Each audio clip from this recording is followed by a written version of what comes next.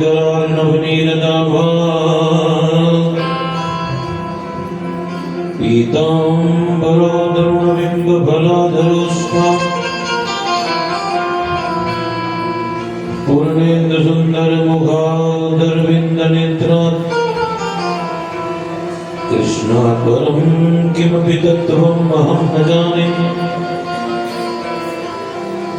मनोजवं मारुततुल्यवेगं जितेन्द्रियं बुद्धिमतां वरिष्ठं वातात्मजं वानरयूथमुख्यं श्रीरामदूतं शरणं प्रपद्ये आपदामपहर्तारं दातारं सर्वसम्पदां लोकाभिरामं श्रीरामं भूयो भूयो नमाम्यहम् यं प्रभुजन्तमनुपेतमपेतकृत्यं द्वैपायनो विरहकातर आजुहाव पुत्रेति तन्मयतया उत्तरभुविनेदो स्तं सर्वभूतहृदयं मुनिमानतोऽस्मि सच्चिदानन्दरूपाय विश्वोत्पत्त्यादिहेतवे तापत्रयविनाशाय श्रीकृष्णाय वयं नमः। गुरुर्ब्रह्मा गुरुर्विष्णु गुरुर्देवो महेश्वरो गुरुर्साक्षात् परब्रह्म तस्मै श्रीगुरवे नमः। जय जय श्री राधारमण जय जय नवलकिशोर जय गोपी चितचोर प्रभु जय जय माखन चोर। बोल बाल कृष्ण लाल की जय, श्रीमद्भागवत महापुराण की जय, श्री भाग्य बिहारी लाल की जय, सीताराम भगवान की जय, जय जय श्री राधे।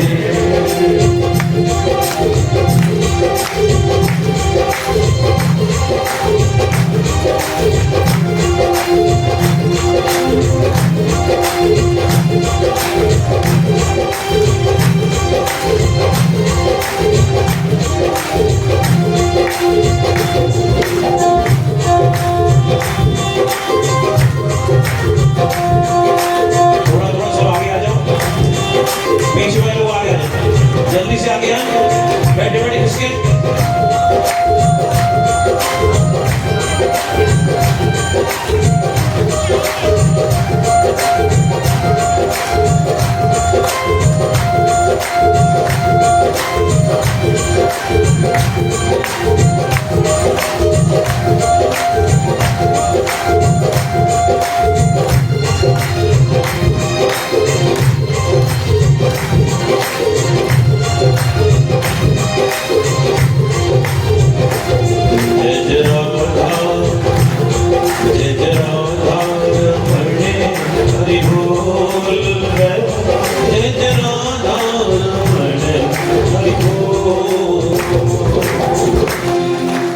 जय जय श्री राधे।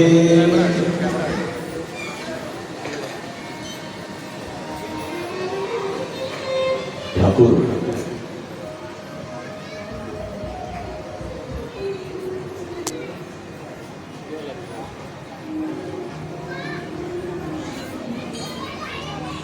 बालकृष्ण की पावन कृपा से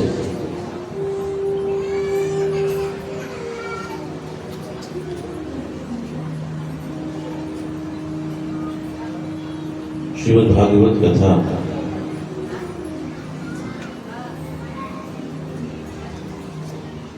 आज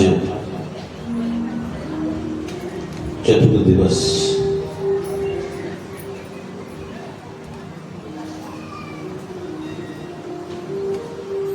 गोवा की इस पावन धरती पर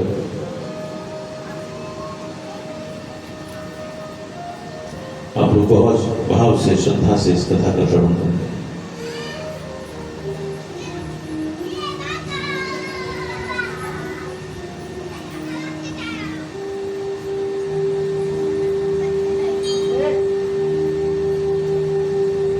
भागवत जी एक बहुत अच्छी बात कहती है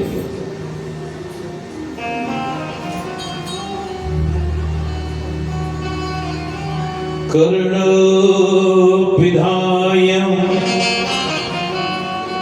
निर्यादतकल्पैषे धर्माभितर्यशिणिभिर्निभिरास्यमाने छिन्द्यात् प्रसय्य रुषतिम् असतिं प्रभुस्ये जिह्वामसूनपि ततो विसजे सधर्मः।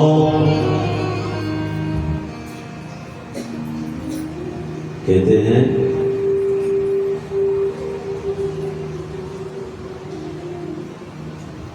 अपने लोगों की कहीं निंदा हो रही हो, लोग निंदा करते ही, हमको क्या चाहिए? कर्णोपिधाय,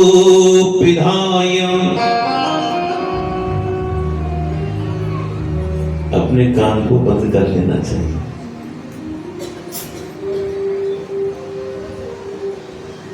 अच्छा, दूसरा ऑप्शन, छिन्द्यात् प्रसय्य रुषतिम्, अगर हिम्मत हो तो निंदा करने वाले की जीभ को काट देना चाहिए।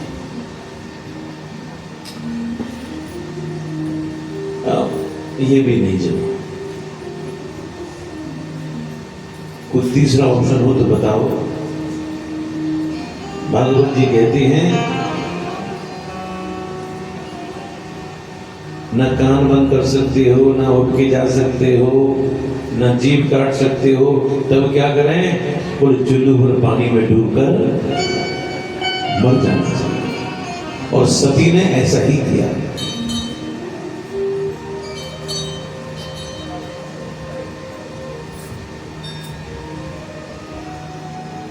सती ने ऐसा ही किया, अपने प्राणों के लिए त्याग कर दिया।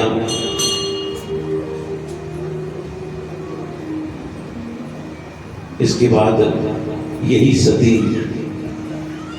हिमालय के यहां पर पार्वती के रूप में जन्म लिया, जिनका विवाह होने भगवान शंकर के साथ मनु के पुत्र प्रियव्रत, एक का नाम उत्तानपाद। उत्तानपाद किसे कहते हैं जरा समझो।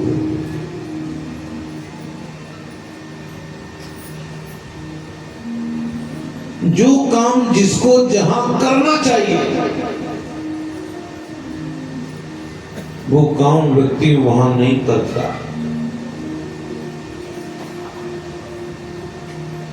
और जो नहीं करना चाहिए उसको पहले करता है, वो भी उत्तानपाद है। आपको गुरुजी समझ में नहीं है क्या कहना चाहते हो? सीधी सी बात है भैया, कथा में बैठे हो तो बात मत करो। कथा में बैठे हो तो मोबाइल मत चलाओ। कथा में बैठे हो तो बार बार उठना बैठना मत करो। कोई व्यक्ति कथा में बात करता है, मोबाइल चलाता है, उससे कुछ कहना नहीं ना, कुछ मत कहना। उसको देखकर हल्के से स्माइल पास करना और मन ही मन कहना ये व्यक्ति तो उत्तानपाद है। और वैसे एक बात कहें,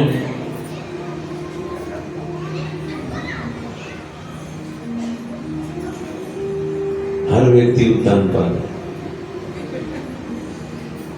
आप कहोगे कैसे? जब जीव मां के पेट में रहता है ना, इसका सिर नीचे होता है और पैर ऊपर होते हैं।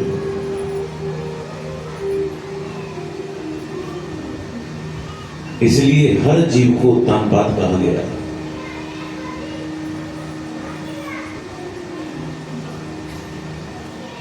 हर जीव की दो वृत्ति होती है, एक भोग वृत्ति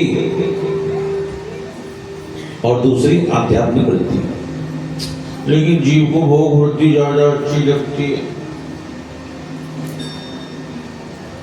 किसी ने कहा कथा सुनने नहीं चले, समय ही नहीं है, बिजी है बिजी।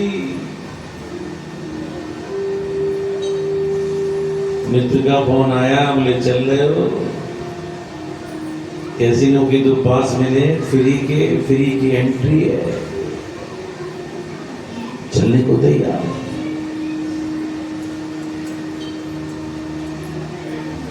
क्योंकि जीव को भोग वृत्ति ज्यादा अच्छी लगती है।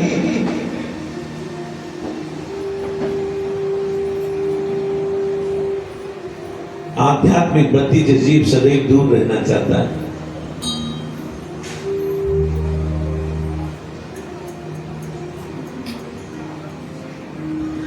उत्तानपाद की भी दो पत्नियां, एक का नाम सुरुचि, एक का नाम सुनीति। और आपको पता है, मैं हूं या आप हो, हर व्यक्ति को रुचि अच्छी लगती है, नीति अच्छी बोलो नहीं लगती। आप में से कोई है जिसको नीति अच्छी लगती हो? देखो, एक ही ने हाथ खड़ा किया, नीति वाली है ना, तो बैठी बैठी बात बना रही थे, उसको नीति पसंद है। सोच रहे हो?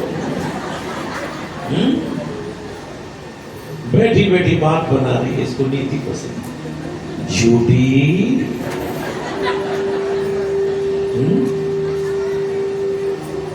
हर व्यक्ति को रुचि अच्छी लगती है।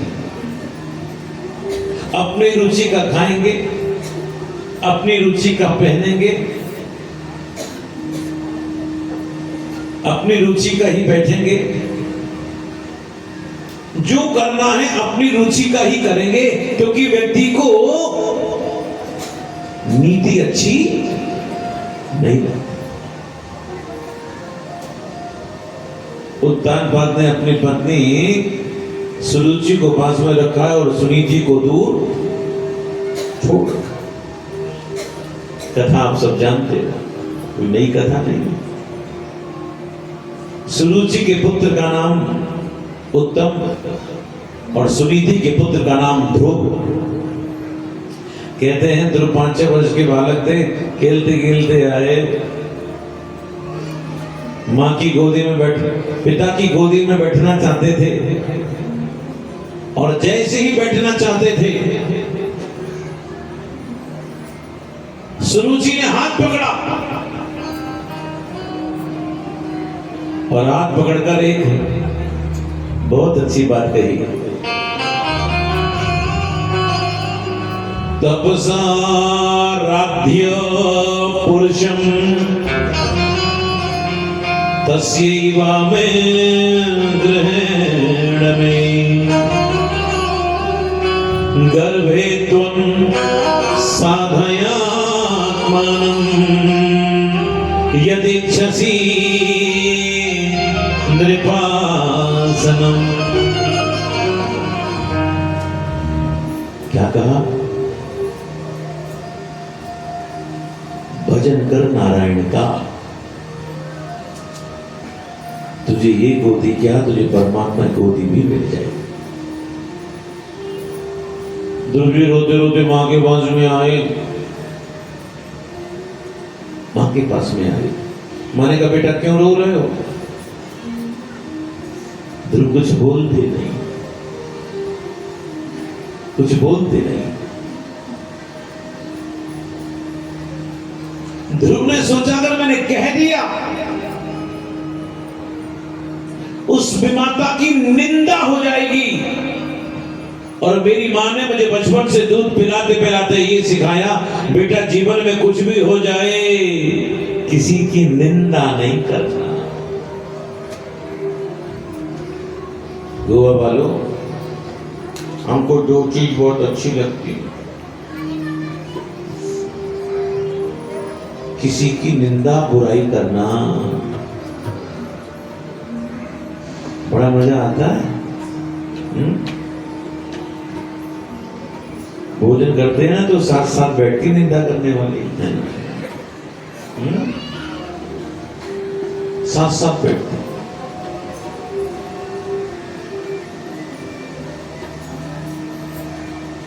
और दूसरा, अपनी प्रशंसा सुनना सबको अच्छा लगता है। अरे भाई जरा बताना हमारे बारे में क्या कह रहे थे? आप तो वहां थे ना, आप वहां थे ना, बताओ, इनको बताओ। और आज जब मां को पता चला तो आज मां ने सुनीति ने सोचा कि मेरा बालक ध्रुव निर्मल बुद्धि वाला है, पवित्र आत्मा वाला है, अगर अपने पिता के लिए कुछ कह देगा तो कहीं मेरे पति का अमंगल नहीं हो जाए। इसलिए आज ध्रुव की मां पहला शब्द बोलती भागवत में, मामंगलम तात परे सुमस्थान। बेटा, हमको किसी के लिए बुरा नहीं सोचना चाहिए। हाँ, जो व्यक्ति जैसा करता है ना वो वैसा भोगता है, क्यों हम बुरा बने किसी का बोलकर। और बेटा एक बात तुझसे कहें, तो उस विमाता की आंख पर मत जा, तो उस विमाता की बात पर जा।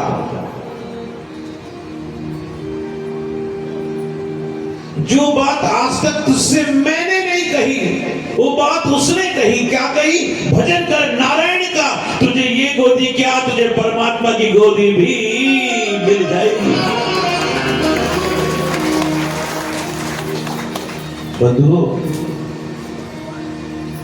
जीवन में जहां भी जाओगे दो तरह के लोग मिलेंगे आपको।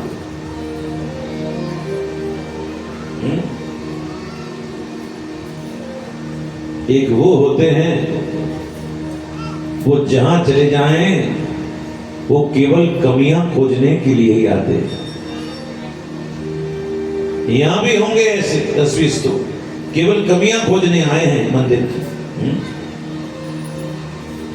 केवल कमियां खोजने के लिए आए हैं। भंडारा बना तो रहे हैं, रोज बूंदी खिला देते हैं, एक दिन गुलाब जामुन रख लें, लो।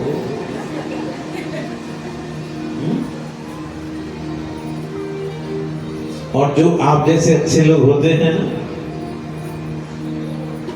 वो कहते हैं पांडे जी आपने बड़ा अच्छा किया, कम से कम इस मार्गशीर्ष के महीने में हमको कथा सुनने का अवसर तो आपने दे दिया महाराज। अच्छे लोग जहां जाते हैं अच्छी चर्चा करते हैं, और गंदे लोग उनको केवल कमियां ही दिखती हैं। जहां चले जाएं कमबख्त केवल कमियां ढूंढेंगे। हमारा भी स्वभाव हो गया है कमियां ढूंढने का। गलत सोच। एक व्यक्ति चलता चलता थोड़ा चला जंगल की तरफ निकल गया और बड़ी गर्मी थी, बड़ी गर्मी थी, पसीने पसीने हो रहा था, पेड़ के नीचे बैठा और उसके मन में आया अगर ठंडी ठंडी हवा चलने लग जाए तो पसीना सूख जाए। अचानक ठंडी हवा चलने लगी, पसीना सूखा तो मन में आया कि अगर ठंडा ठंडा पानी मिल जाए। तुरंत एक लोटा आया, केवड़े का ठंडा ठंडा जल पिया। पानी पीने के बाद मन में आया अरे अरे बढ़िया भोजन मिल जाए तो क्या कहना, ऊपर से तुरंत थाली आई, बढ़िया भोजन। संजोग की बात देखना, वो इच्छा पूर्ति पेड़ था जिसके नीचे वो बैठा था। जो इच्छा करती पूरी हो रही तो उसको भी नहीं पता। बढ़िया भोजन किया। भोजन करने के बाद उसके मन में आया, अगर पान मिल जाए तो क्या कहना। बढ़िया बनारसी पान आया, पान। पान तो मुंह में आ गया, और पान खाने के बाद उसके मन में आया, ये सब कहां से रहा है। अगर कहीं भूत आकर मुझे खा नहीं जाए, ऊपर से भूत आ गया। बंधुओं, जहां भी जाओ व्यक्ति को अपनी सोच तो अच्छी रखनी चाहिए। सोच अच्छी रखो, गंदी सोच मत करो। कहीं अगर जीवन में तरक्की चाहते हो, जीवन में पॉजिटिव सोचना चालू कर दो। अच्छा, बहुत से लोगों से मिलो, अरे भैया हमेशा कमबख्त रोते ही रहते हैं। ऐसे लोग जीवन में कभी तरक्की नहीं कर सकते। जीवन में हमेशा अच्छा सोचने की आदत डालो, अच्छी सोचने की आदत डालो। ध्रुव जी चल दी जंगल की ओर, नारद जी मिले। नारद जी ने ध्रुव को चेला बनाया।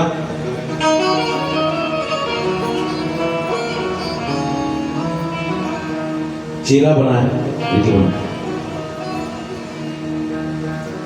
और चेला बनाकर गले में घंटी पहनाई, माथे पे तिलक लगाया और कान में मंत्र फूंक दिया, ओम नमो भगवते वासुदेवाय।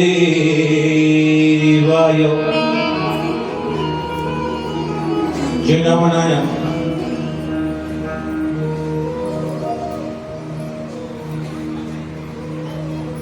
कहा, गुरुजी दो बात पूछो। बोले पूछो। एक तो ये कि मैं कहां पर जाकर भजन करूं, और दूसरा मैं किस आसन पर बैठकर भजन करूं।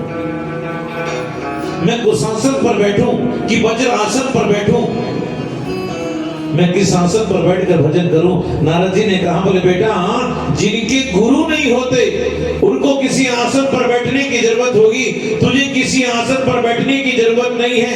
तुझको मैं अपना कृपा आसन देता हूं। मेरे कृपा आसन पर बैठकर ही भजन करना है। कहां चला जाऊं? मधुबन चले जाना। मधुबन, आपको पता है मधुबन कहां है? बोलो, जोर से बोलो। अरे अरे अरे, आज तो बोल दिए हो, आगे से नहीं ना बोलना। मधुबन वृंदावन में नहीं है, वृंदावन में निधिवन है। कहा है? जब ब्रज 84 कोस की यात्रा होती है तो मधुबन आता है, ब्रज में ही। आपको जानकर आश्चर्य होगा, हमारे ब्रज में सारे तीर्थ हैं। सारे तीर्थ हैं, बद्रीनाथ भी है, केदारनाथ भी है, गंगोत्री भी है, जमुनोत्री भी है। ब्रज की बात कर रहा हूं।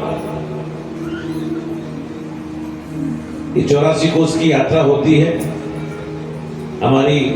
इस बार फरवरी में है। निःशुल्क यात्रा होती है।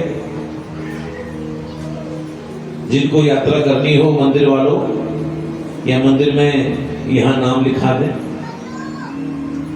और उसका तरीका जो है वो दिवाली के बाद लेटर भरे जाते हैं, फॉर्म भरे जाते हैं। कम से कम 3 से 4 हजार हमारा पत्र आते हैं, उसमें से केवल 500-700 ही लोगों का नंबर आता है। अब चूंकि आप लोग गोवा वाले हो तो कुछ तो आप लोगों को हम लाभ पहुंचाएंगे, है ना। पंडित जो भी आना चाहे 84 कोस की यात्रा में, तो लेकर आओ। फरवरी में ध्रुव जी मधुबन में आए और मधुबन में आकर ध्रुव जी ने घनघोर तप किया। घनघोर तप किया। कहते हैं छठे महीने आते आते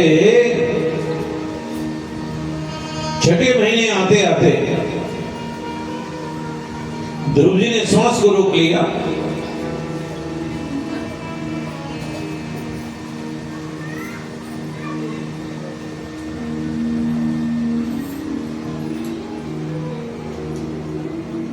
सारे के सारे देवताओं में खलबली मच गई। इंद्र को ऐसा लगा कि मेरा सिंहासन नहीं छिन जाए।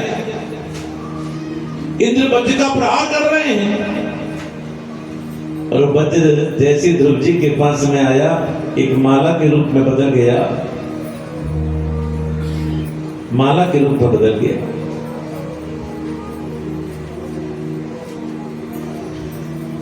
अग्निदेव अंगारे बरसा रहे हैं। ध्रुव जी को ऐसा लगता है कि उस मंजू टपक रही हो। सारे के सारे देवता लोग घबरा कर आए भगवान के पास और प्रार्थना करते हैं। नैवं विदामो भगवान प्राण रोधम चराचरस्य किल सत्वधाम्नो विदेहि तन्नो ब्रजनात् विमोक्षम प्राप्ता वयं त्वां शरणं शरण्यम। देवताओं ने कहा ये बालक है कौन? है कौन? इतने घनघोर तप कर रहा है, ये बालक कौन है?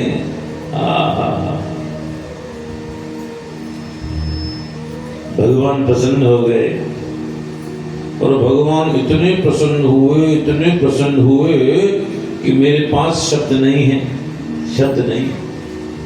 हाँ, समझाने के लिए बता सकता हूं। जैसे कोई बाहर का व्यक्ति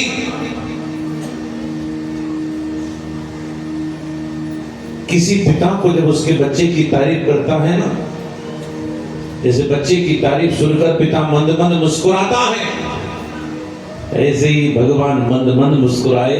भगवान कहते हैं मेरा बालक है, इसको दर्शन देने जाऊंगा। अरे नहीं, दर्शन देने नहीं जाऊंगा, मैं ध्रुव का दर्शन करने के लिए जाऊंगा।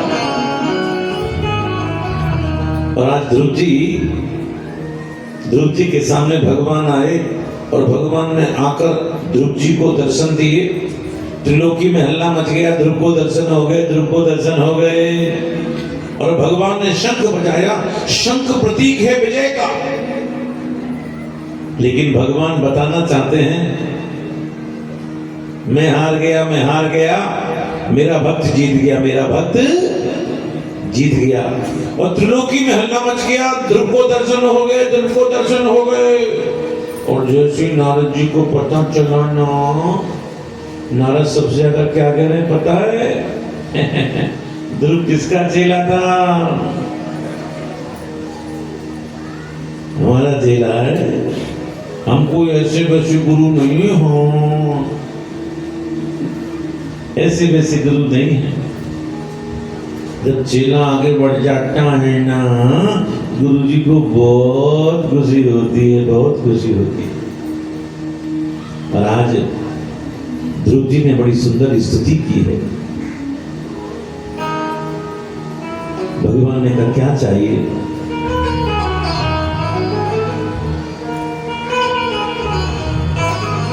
भक्तिं मुहु प्रवहतां त्वयि मे प्रसंगो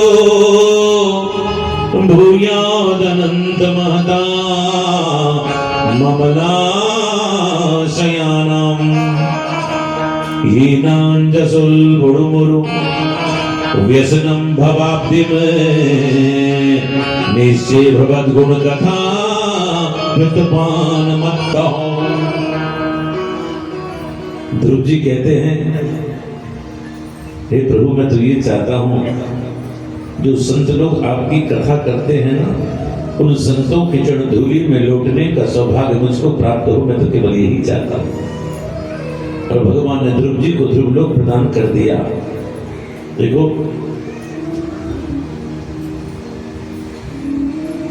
ध्रुव जी को दर्शन हुए। आप में से किस किस का मन करता है दर्शन करने का भगवान का? पक्का?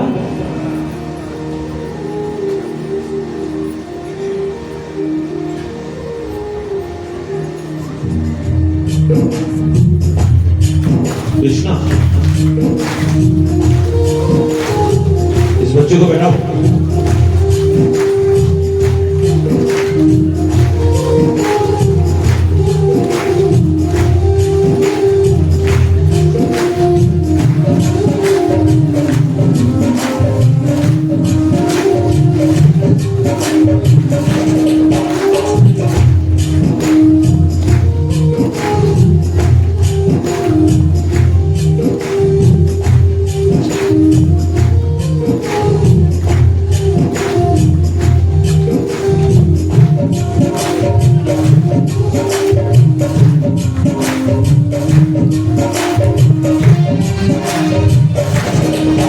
बस इतनी तमन्ना है,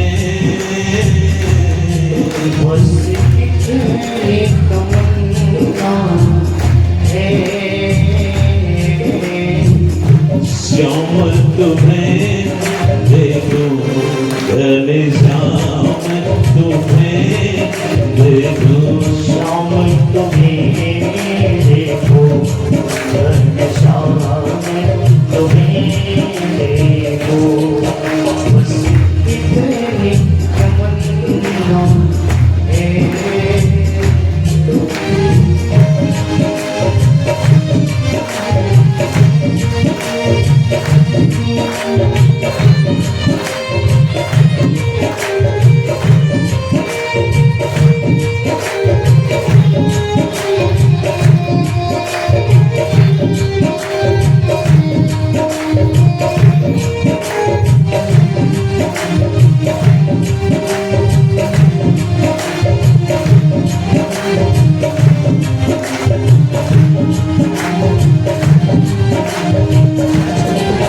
सिर मुकुट निराला हो,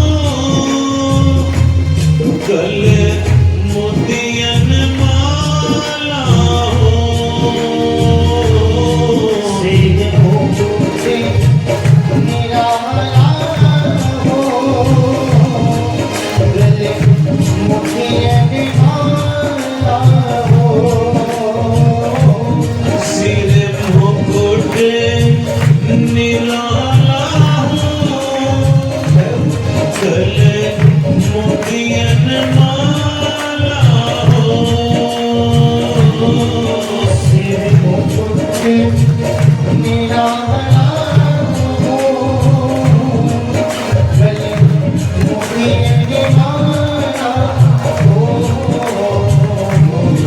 मत तिलक निराला हो, माथे तिलक निराला हो, श्याम तुम्हें देखूं, घनश्याम तुम्हें देखूं, शाम तुम्हें देखो, घनश्याम तुम्हें देखो, इतनी तमन्ना है, बस इतनी तमन्ना है।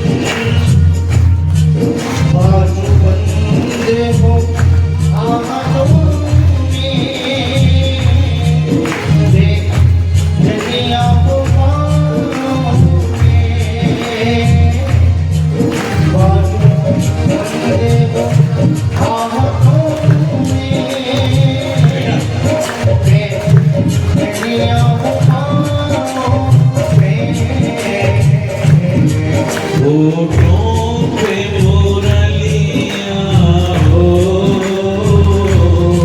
होठों पे मुरलिया हो, श्याम तुम्हें देखो घनश्याम तुम्हें देखो, श्याम तुम्हें देखो, घनश्याम तुम्हें देखो, बस इतनी तमन्ना है, बस कितनी तमन्ना है।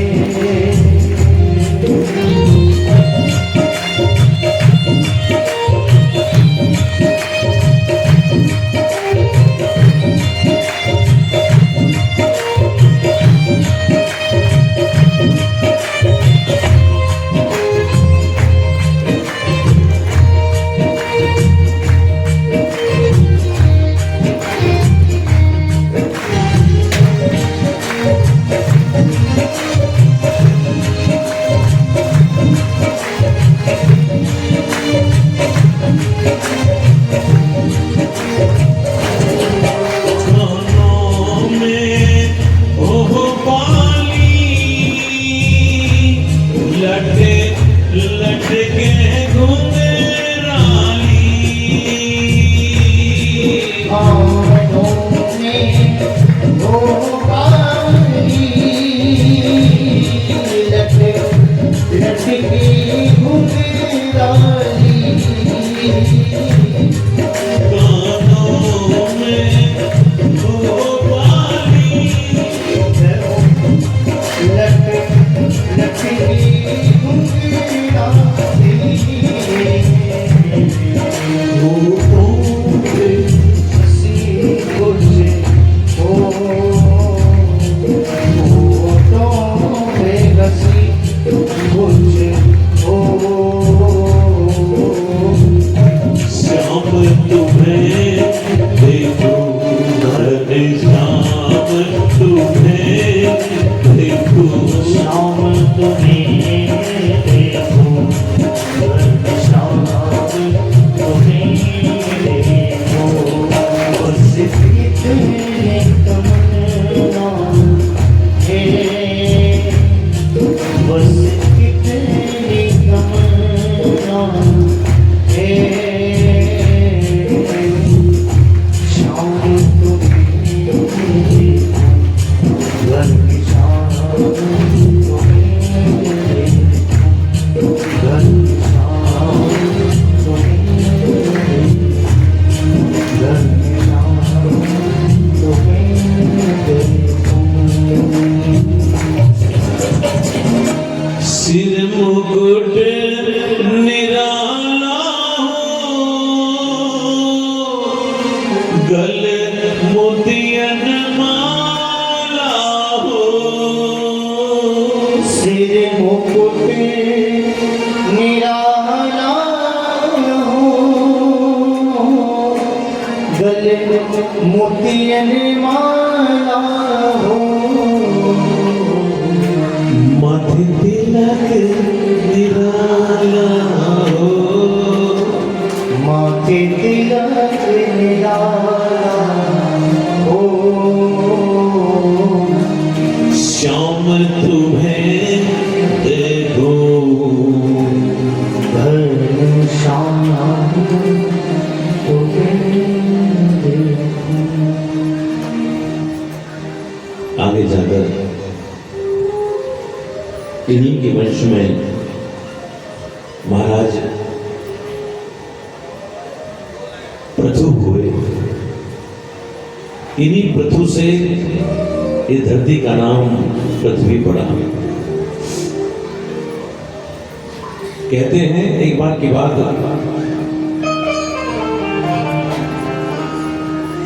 पृथु जी ने यज्ञ के द्वारा भगवान का आराधन किया और पृथु जी के सामने भगवान आए। भगवान ने कहा कुछ मांग लो।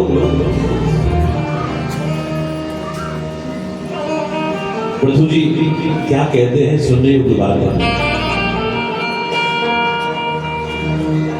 न कामये नाथ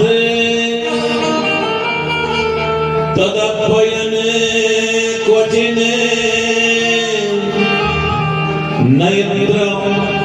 नयत्र युष्मते चरणाम्बुजासवौ महत्तमान्तर हृदयान्मुखच्युतो विधस्व कर्णा युद्धमेष मे वरो न कामये नाथ। भगवान ने कहा पृथु से कुछ मांग लो, तो पृथु जी कहते हैं न कामये नाथ, प्रभु मेरी कोई कामना नहीं है। भगवान ने कहा कुछ तो ले लो, मुक्ति ले लो, बोले नहीं चाहिए। मोक्ष ले लो, बोले नहीं चाहिए। तो बोले फिर क्या चाहिए? ध्यान देना।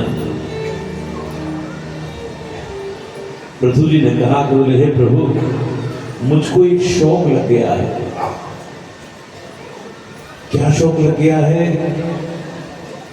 पृथु जी कहते हैं बोले प्रभु मुझको सुनने का शौक लग गया है।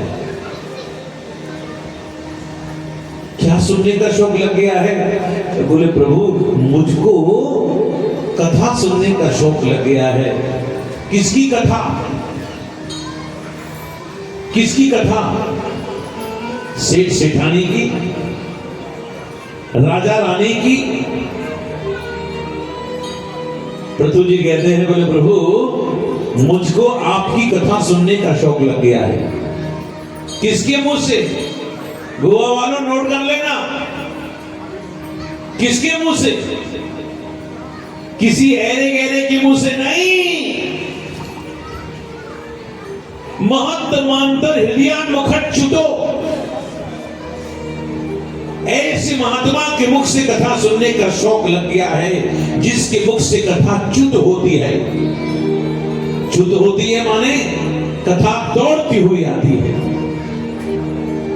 बंधुओं जो कथा रट के कही जाती है वो तो बुद्धि का अभ्यास है, उससे यजमान का भला नहीं होना। कथा कौन सी अच्छी होती है? गुरु कृपा से कोई वक्ता जब व्यासपीठ पर बैठकर कथा कहता है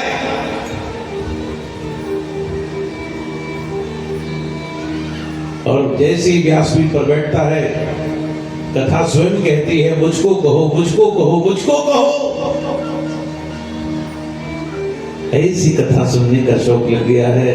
तो बोले फिर समस्या क्या है? बोले प्रभु आपने हमको जो कान दिए हैं बोले सबको दिए, सबको दिए हैं।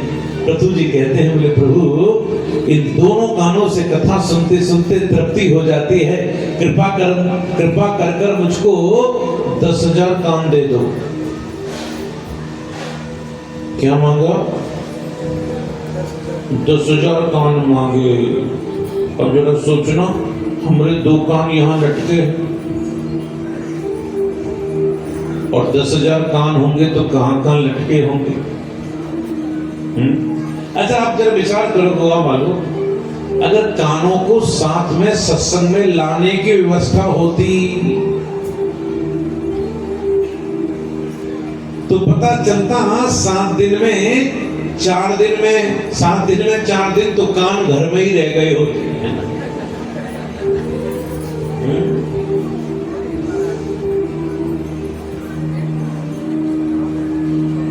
पांडे जी फोन करते पांडाइन को, अरे हमारा एक कान रह गया है पिच पर। तो कहती है हाँ यहाँ तो एक और रखा हुआ है, किसका है? बोला ऐसा लगता है कि माता की छोड़ गई दिखे। इसलिए कानों को बोल्टों से राधा रानी ने ऐसा कस दिया है। अब तो खोने का झंझट ही समाप्त हो गया है। व्यक्ति चल रहा है तब भी सुनना है, खा रहा है तब भी सुनना है, बैठा है तब भी सुनना है, जल रहा है तब भी सुन रहा है।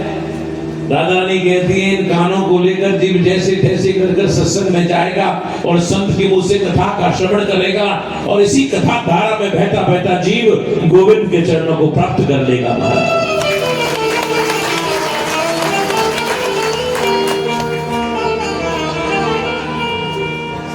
आगे जाकर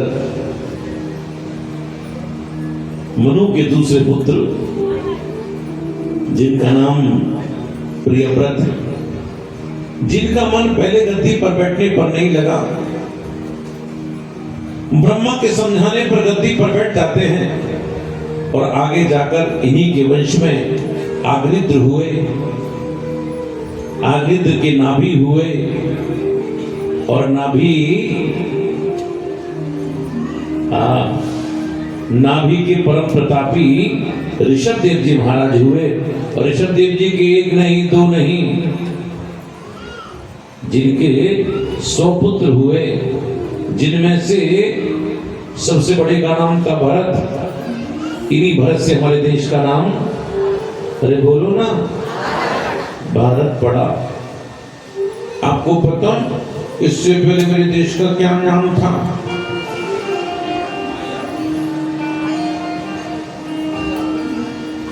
क्या बोला? जोर से बोलो। आर्यवर्त। गलत जवाब। चलिए गोवा वालों, आपको 4 ऑप्शन देता हूं, 4 में से 3 गलत है, 1 ठीक है। नंबर 1 हरिवर्ष, नंबर 2 केतुमाल वर्ष, नंबर 3 रम्यक वर्ष और नंबर 4 अजनाब वर्ष। अच्छा एक बात बताइए अवस्थी जी, अगर आपको किसी को फोन करना होगा तो किसको फोन करोगे? आप चाहें तो फोन और फ्रेंड भी कर सकते हैं। किसको करेंगे? गूगल महाराज है जी, गूगल को सर्च करें। अच्छा गूगल को, ठीक है। गूगल अलाउ नहीं है यहाँ पर।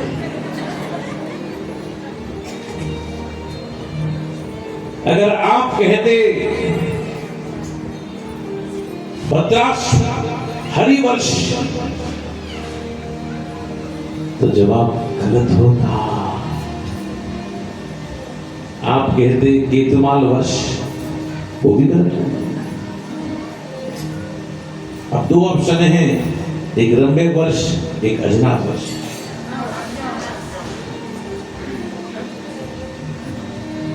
जल्दीबाजी मत करो,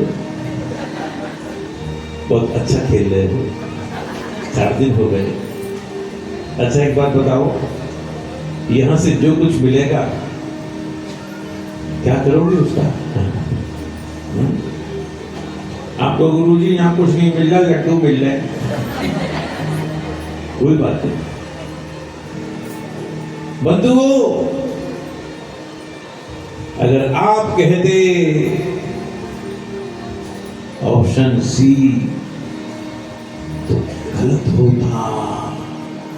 सही जवाब है अजनाब वर्ष। क्या नाम है? अब भूल मत जाना, मेरे देश का क्या नाम था? क्या नाम था? अजनाब वर्ष।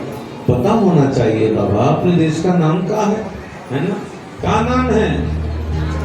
अजनाब वर्ष, है ना?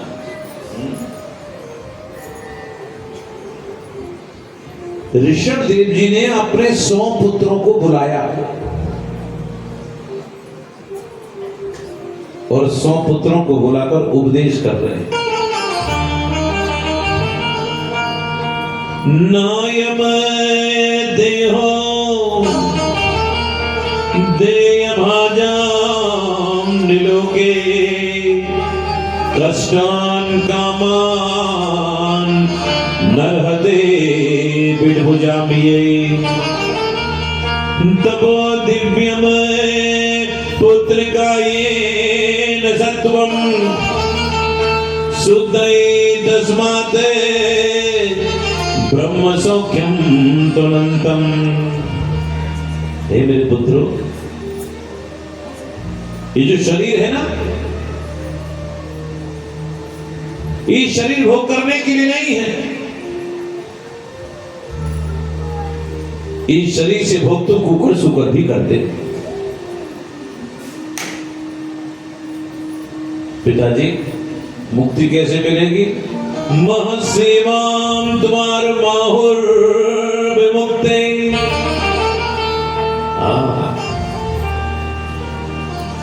बंधुओं, महात्माओं की सेवा करो, मुक्ति मिल जाएगी। एक बात कहूं आपसे, गोवा वालों, बहुत ध्यान देना। बच्चों को संस्कार देने की जरूरत है। जब पहले के जमाने में जब सब लोग साथ में रहते थे, जब सब लोग साथ में रहते थे, तो बच्चे को बताना नहीं पड़ता था गुरुजी आए इनको पढ़ा करो। वो बच्चा अपने आप सीख जाता था। काम करने वाले लोगों को भैया कहकर बोलते थे, चाचा कहकर बोलते थे, काका कहकर बोलते थे। और आज छोटे छोटे बच्चे बड़े बड़े काम करने वालों को नाम से बुलाते हैं, राम सिंह इधर आओ, ऐसा मैंने सुना। पहले भैया कहकर बुलाते थे, क्योंकि अब परिवार में पति पत्नी और बच्चा घर में कोई है नहीं सिखाने वाला नहीं। इसलिए बच्चों को संस्कार अब देने की बहुत जरूरत है। आपकी जिम्मेदारी ज्यादा बढ़ गई है बच्चों को संस्कार देने की। मुझको वो परिवार बहुत अच्छा लगता है जहां पर पूरा परिवार साथ में रहता है। क्या हो गया? हो गया? इधर आ बेटा, ऊपर ऊपर आजा बेटा, ऊपर। एक बच्चा खो गया है, इसकी माँ यहाँ छोड़ गई है और ये वृंदावन जा रहा है। इसको लंगोटी पहनाएंगे, इसको बाप। बेटा बैठ गया। ये तुमरा है का? कौन का है? तुमरा है? ए दी मम्मी तेरी? बेटा मम्मी कौन सी? ये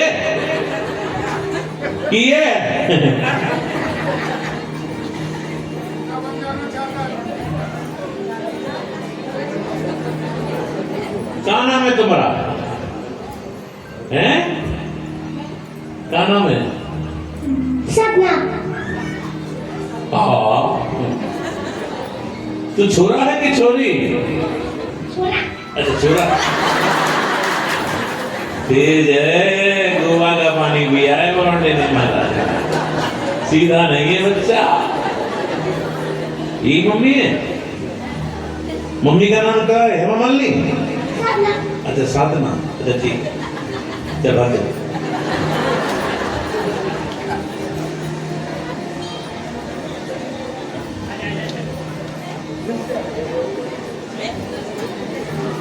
देखो है उस्ताद, एक बार राधे राधे बोलो।